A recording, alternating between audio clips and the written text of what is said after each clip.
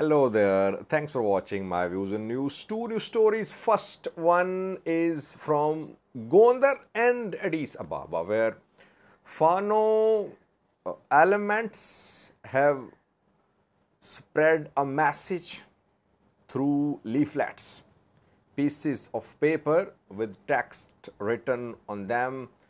These pieces of paper have been found outside homes, at doorsteps.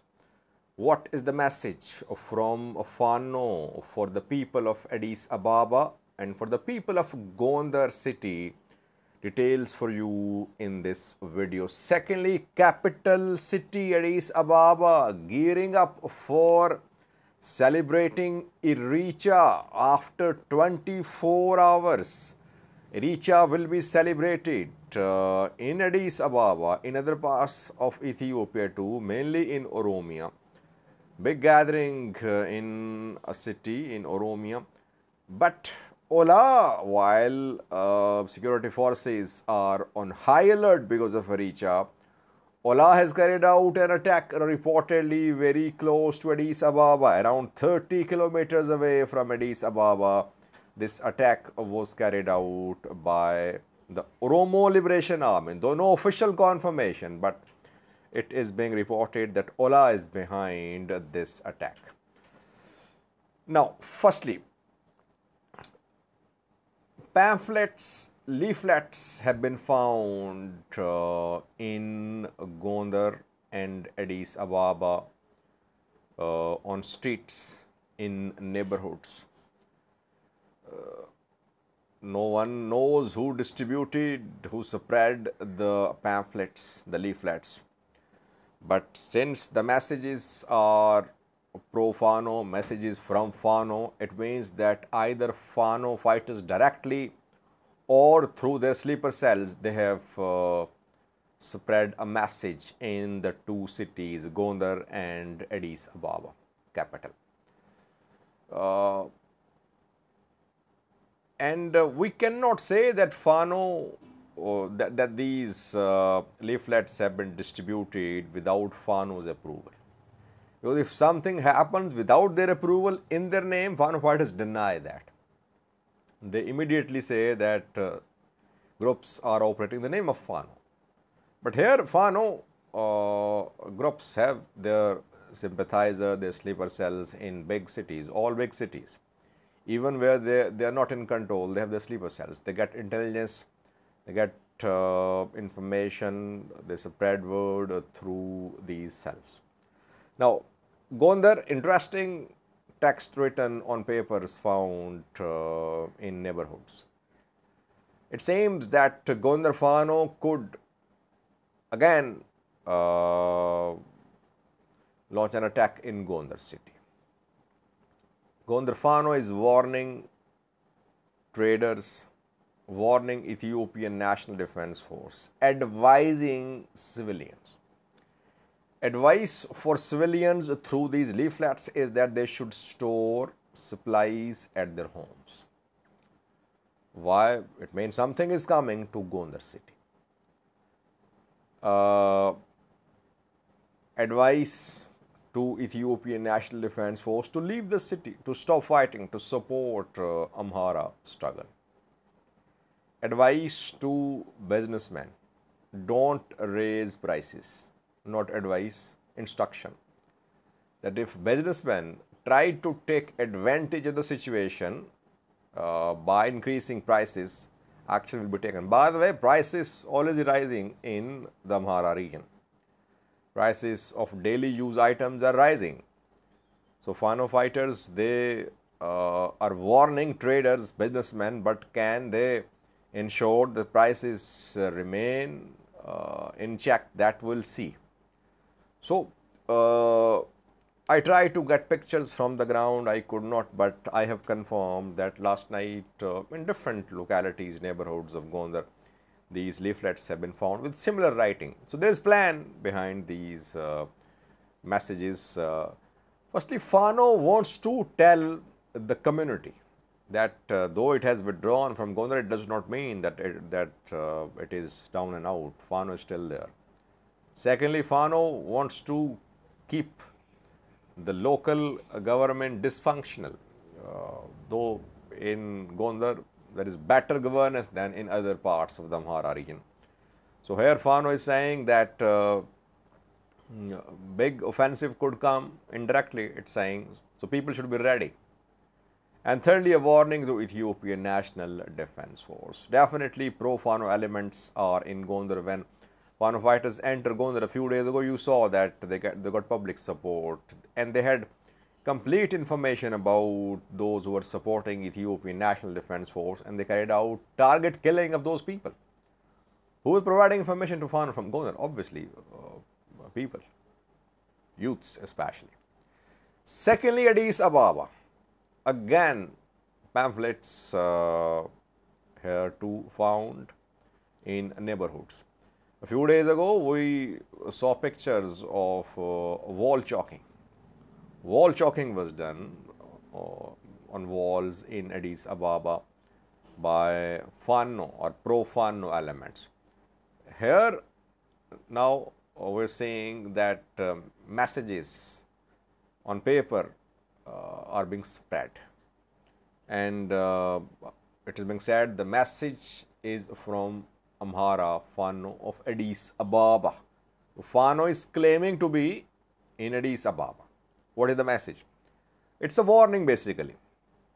Warning is that ethnic cleansing of Amharas is being committed in Addis Ababa. Genocide of Amharas is being committed in Addis Ababa. Amharas being illegally arrested. And if it did not stop, Fano would be forced to take measures. Fano in Addis Ababa would be forced to take measures. We don't know about the strength of Fano in Addis Ababa. It's difficult to get a measure of Fano's strength in Addis Ababa. Such pamphlets could be used for crackdown on Amhara youths in Addis Ababa. So it's difficult to say who's behind spreading these messages, leaflets. Difficult to say. But wall chalkings, these leaflets indicate that Fano has elements which support Fano in Addis Ababa, Ethiopian capital. And if Fano managed to enter Addis Ababa, it will get support. Problem is how to enter from Amhara through Oromia to Addis Ababa. Difficult path. But they have sympathizers here, and they have sympathizers across Ethiopia. I mean, it's not something which is a secret. Amharas across Ethiopia, I wouldn't say all Amharas, but large number of them support Fano. Some verbally, others practically. There are others who are supporting Fano financially, etc.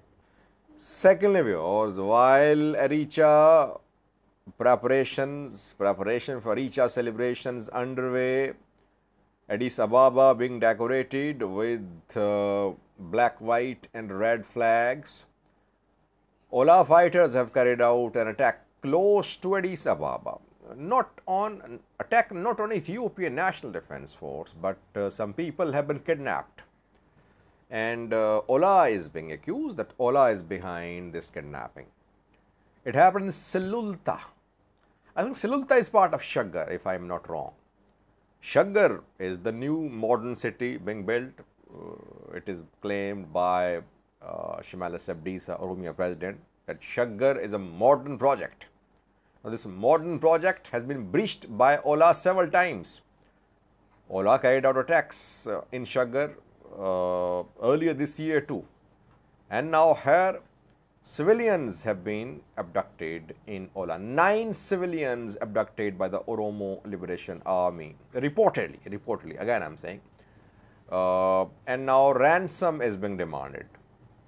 300,000 birrs for each of the abductees is being demanded by the group which abducted these elements, these civilians. And this week we heard about workers of a power plant abducted in East Shiva zone of Oromia in Bata, Zavai city. I think 6 were abducted there, 6 or 5. And government has confirmed the abduction. Government is in talks with the abductors there to secure the release of those. Ola was accused. Here too, Ola is being accused. Ola never accepts that its fighters are involved in kidnapping for ransom. But then who is involved in kidnapping for ransom? I mean, if Ola is the government in some areas, that is what Kumsa Dereba said, if you remember, that Ola was running the government in some parts of West Oromia. So if Ola is the government, Ola has its presence in Central Oromia to East Oromia as well, around Addis Ababa too. Who is conducting these abductions? Who is committing these abductions? Who is kidnapping people? Who is minting money? At least Ola should tell the people then. Because whenever kidnapping for ransom happens in Oromia, the people say Ola is involved. Ola denies. But Ola never tells who is operating on the ground, abducting people, and Ola is being accused for the actions of those who are kidnapping people for ransom. I think kidnapping for ransom could be one of sources of fundraising for Ola and other armed factions. It happens in armed conflicts, it happens. And Fano too, if you remember, a few days ago sent a message to Amhara businessmen to support Fano financially. Maybe support is coming. Where it did not come, Fano could take action. So these armed groups, obviously, they want to have money. They want to have money through all channels, and they use force to get what they need. But again, official confirmation is awaited from Ola, and Ola won't ever confirm that it has kidnapped people for ransom. But this incident raises questions about the security of Shaggar city. Iricha celebrations coming close just tomorrow, starting. Before that, Ola's presence in Shaggar around Addis Ababa could be a matter of concern for security forces, but Ola is not known for carrying out attacks on Amhara celebrations. So I think Iricha will be celebrated peacefully. Let's hope, let's pray it's celebrated peacefully, because we're going to see big gatherings in Addis Ababa in Oromia region of Ethiopia. Thank you for watching.